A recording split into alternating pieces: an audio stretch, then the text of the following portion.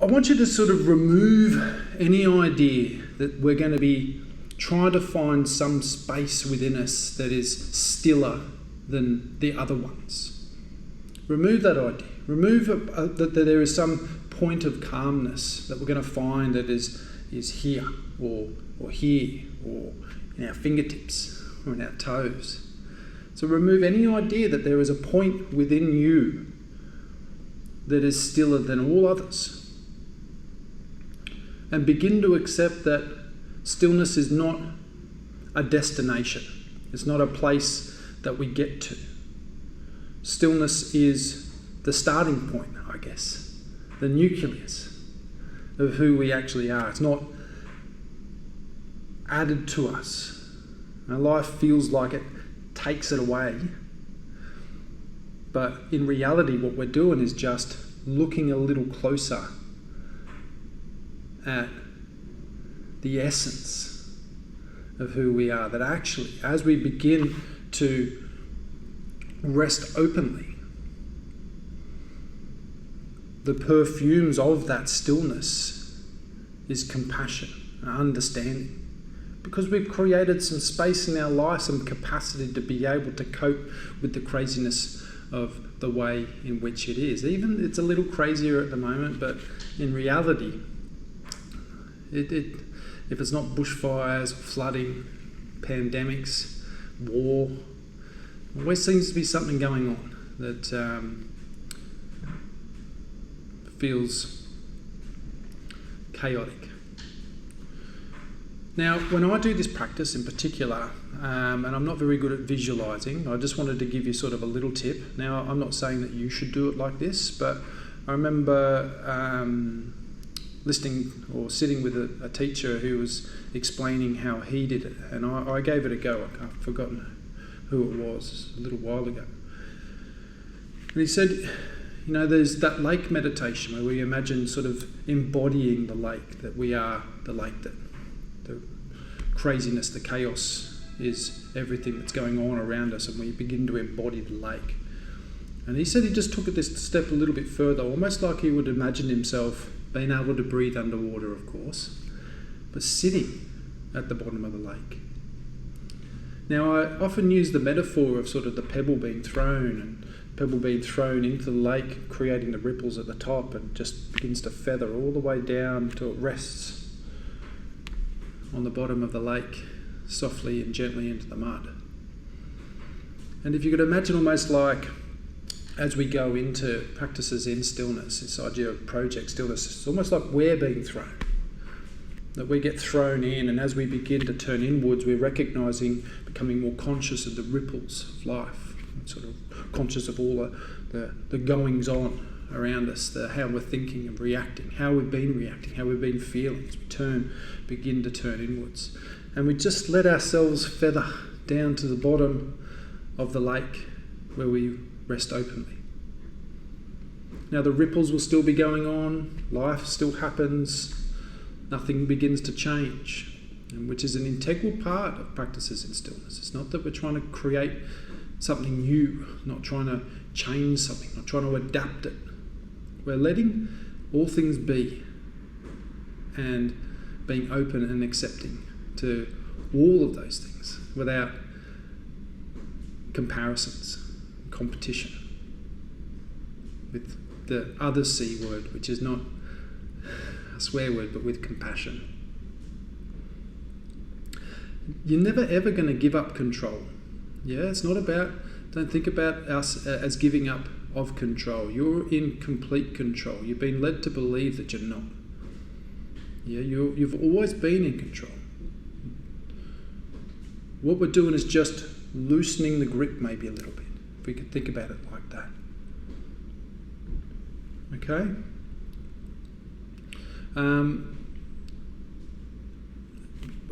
So coming back to that wonderful point of giving up control, Manny, it's a wonderful question.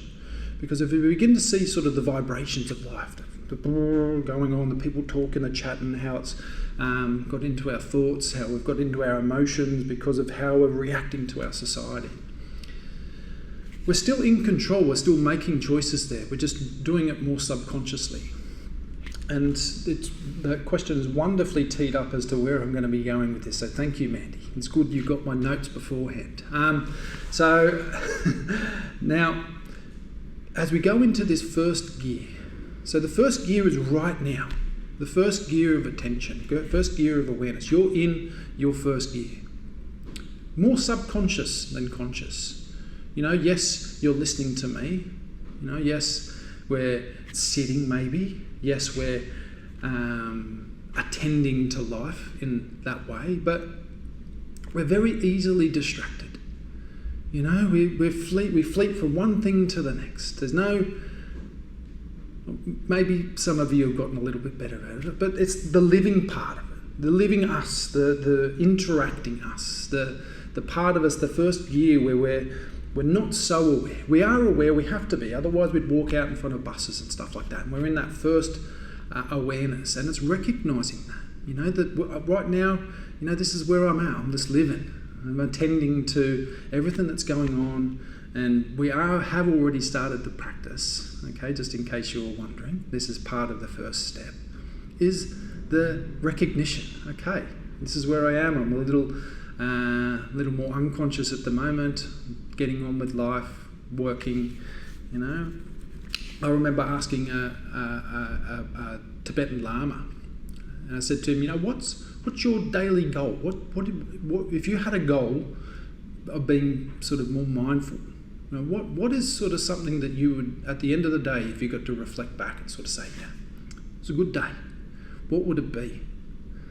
He said, if I could do 15 minutes out of every 60 where I was completely attending to life, where I was mindful and aware, then that has been a good day.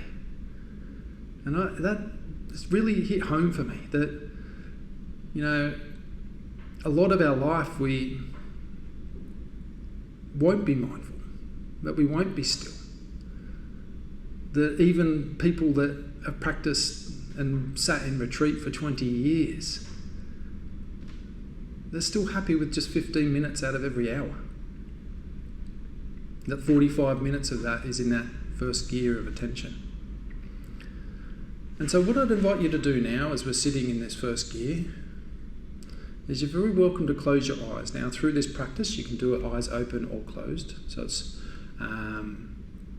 there's no requirement for eyes closed or open.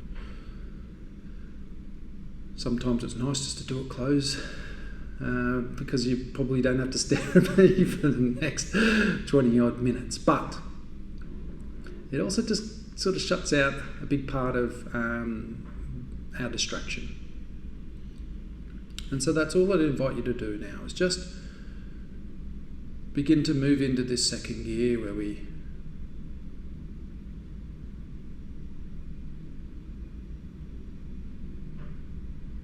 sort of naturally move our attention inwards.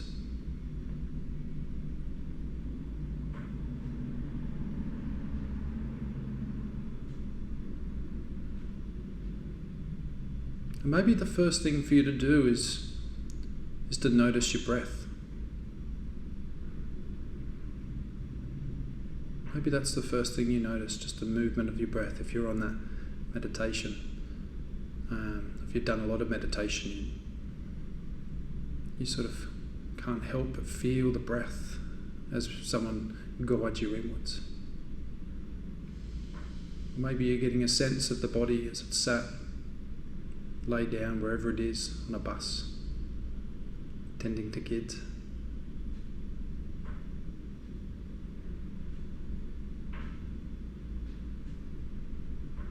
But this is the feathering part. This is the sort of, we've been thrown into the lake and we're just in that process of just feathering our way down. We're becoming aware of the ripples at the top. Now, I always like to think of a wonderful Pema Chodron talk where she said, if we think about thoughts as being people and our mind as being a room, and if throughout the day we haven't tended to those that are in the room, it gets a little busy. People start bumping around and trying to get our attention. And so as we launch ourselves into the lake, We're just beginning to become more conscious to life, how we're thinking and feeling about things. Or maybe you turn inwards and it's wonderful and peaceful. Or maybe you turn inwards and it's not. Maybe there's thoughts of trying to get to sleep, or emails that you probably sent incorrectly today, whatever's happened.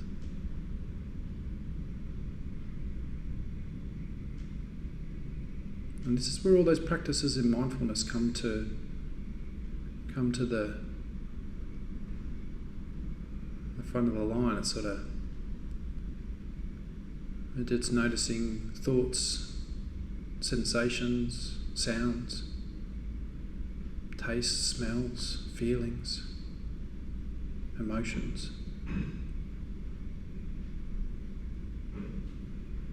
As we turn inwards, we begin to just notice these things. And just as you've done, if you've been on any sort of mindfulness course, we begin to then just tend to it, like you are nurturing someone you love.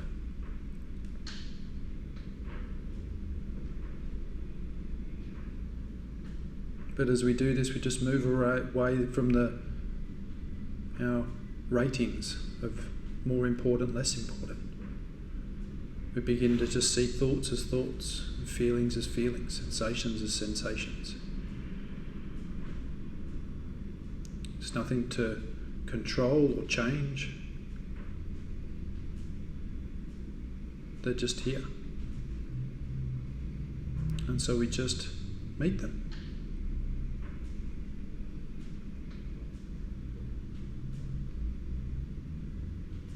And we can use our breath as an anchor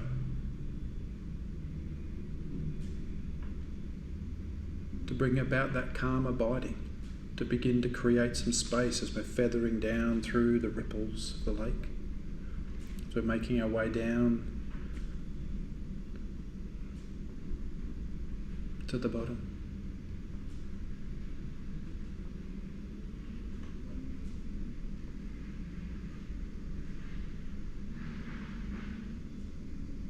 I'm just going to go a little quiet and just in this second gear of attention, just tending to yourself, nurturing yourself, bringing some calm abiding, some sense of equanimity, some space, capacity, however you want to think about it. Enjoy.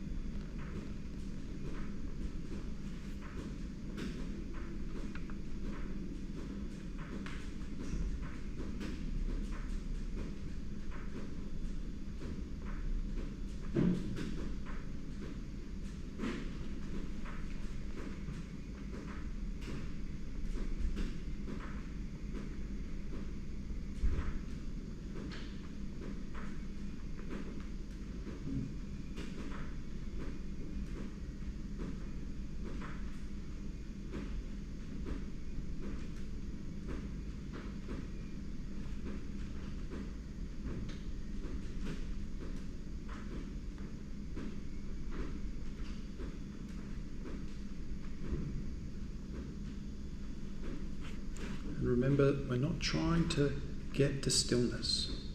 We are stillness. Not trying to find a point, so there's no destination. Just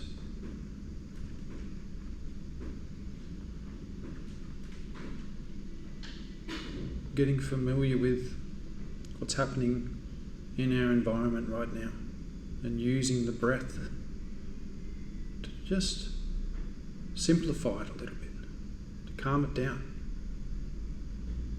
to create a little bit of space between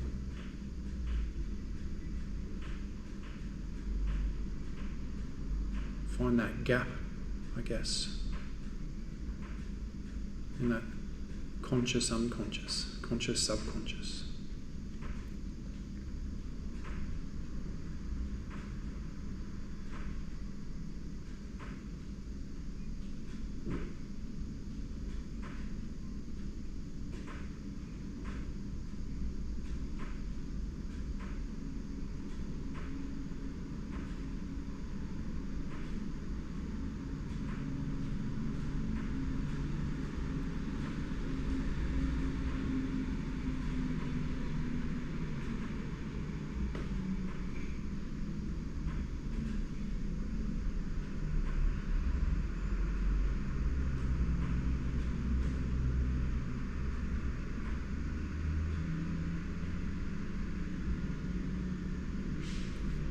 now I just invite you just to bring a little focus to the breath, just holding some attention on the breath a little.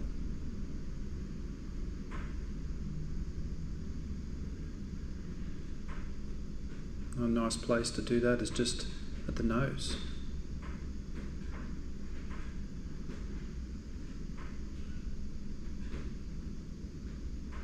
Maybe you enjoy feeling it in the stomach.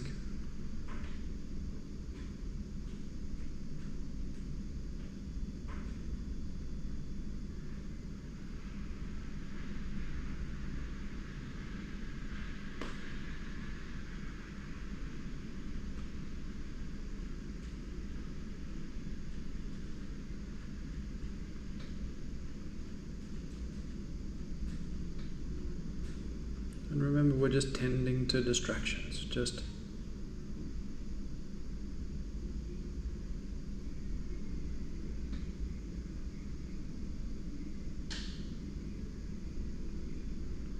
walking those thoughts out the room, gently, nurturing.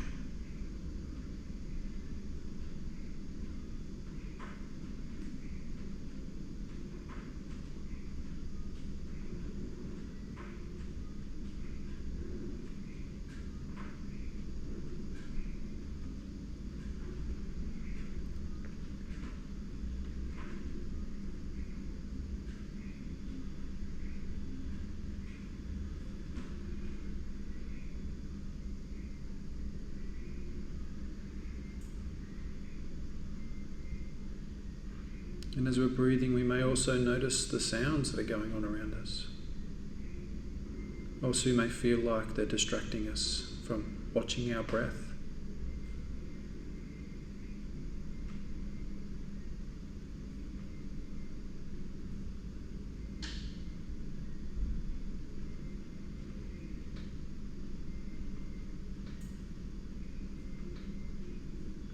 We can just invite them into the practice. My voice might be classified as a sound.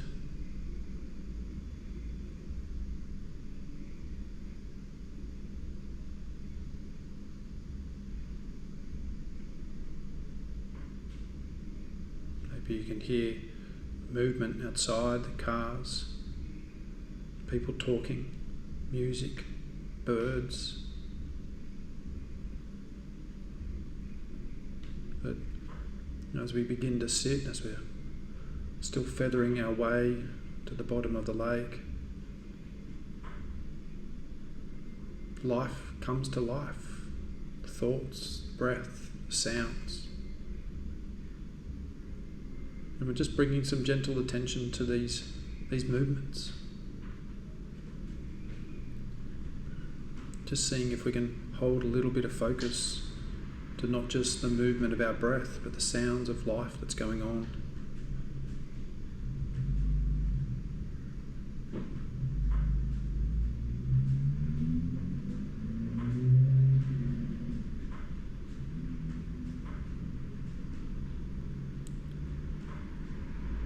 And it doesn't matter how well you're doing.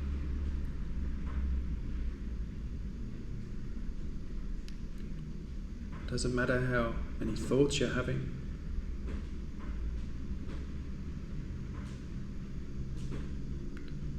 Just seeing this as practice. That's all we're doing right now is practicing.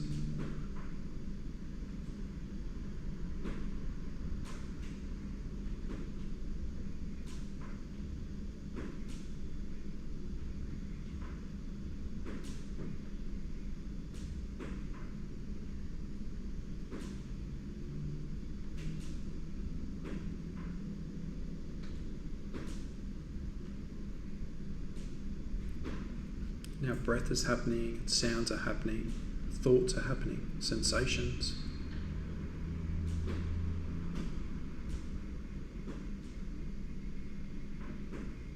And so what we're going to do is just gently shift into this third gear of attention and just see if we can rest openly.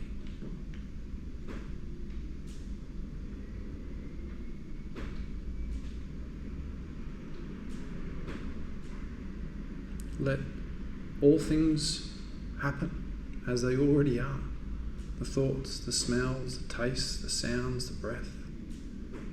As you rest gently at the bottom of the lake,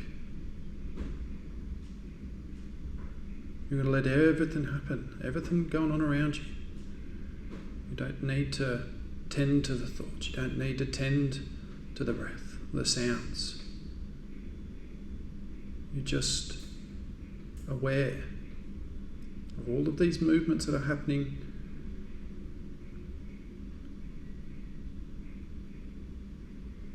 effortlessly.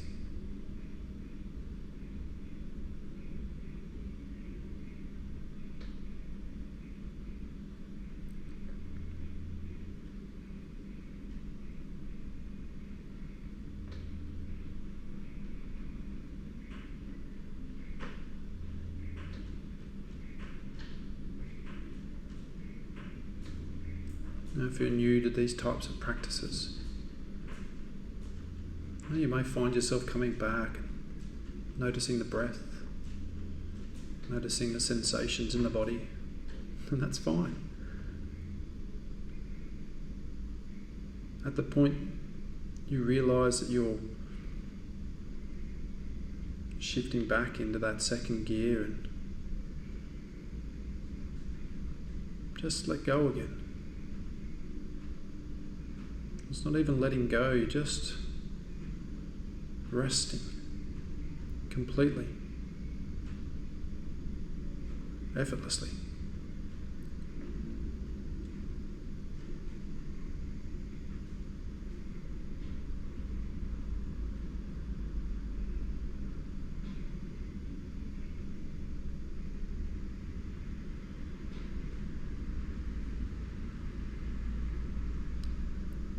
Thoughts come, just let them. Sounds come, just let them. Breath, sensations,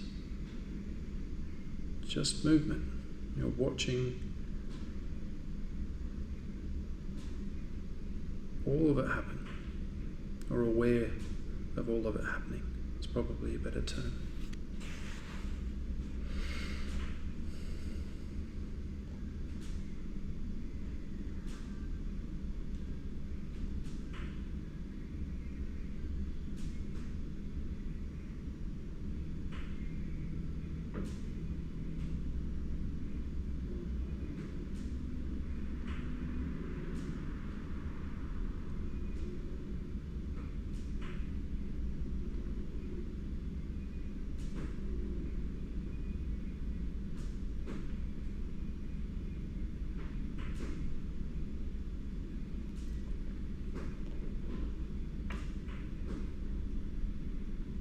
It's even okay to imagine stillness everywhere, all around you. That you're sitting in the middle of stillness. Not that you're the center point, but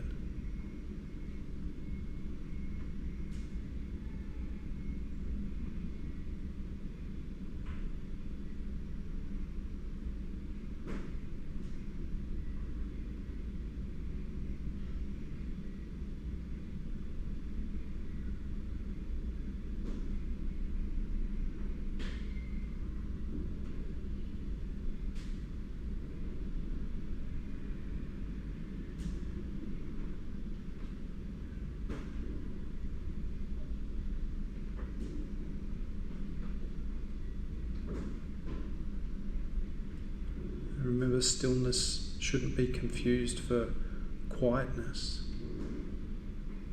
Stillness is the equanimity that we find in the movement of life.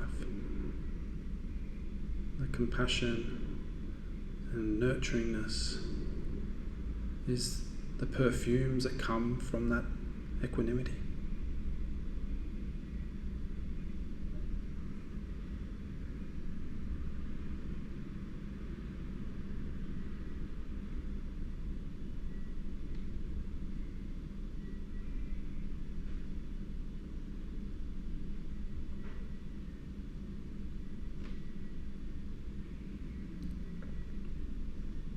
Just do your best. I'm going to go quiet just for the next couple of minutes. Just practicing resting openly.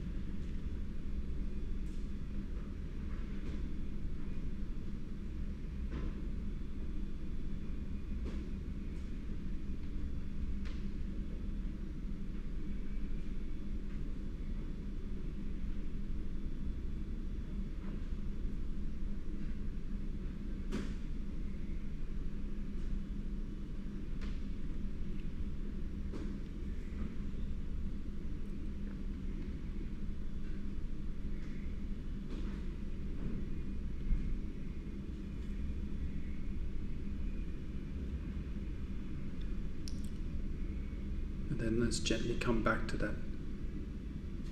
the breath. Start noticing those sensations again. Feeling the air as it's passing through the nose. Feeling that movement. Holding a little bit of that attention just at the nose.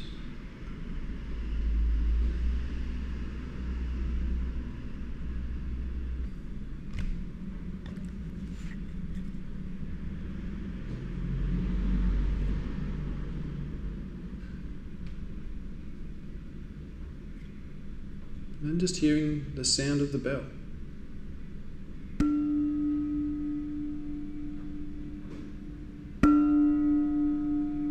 And you can keep your eyes closed or begin to open them.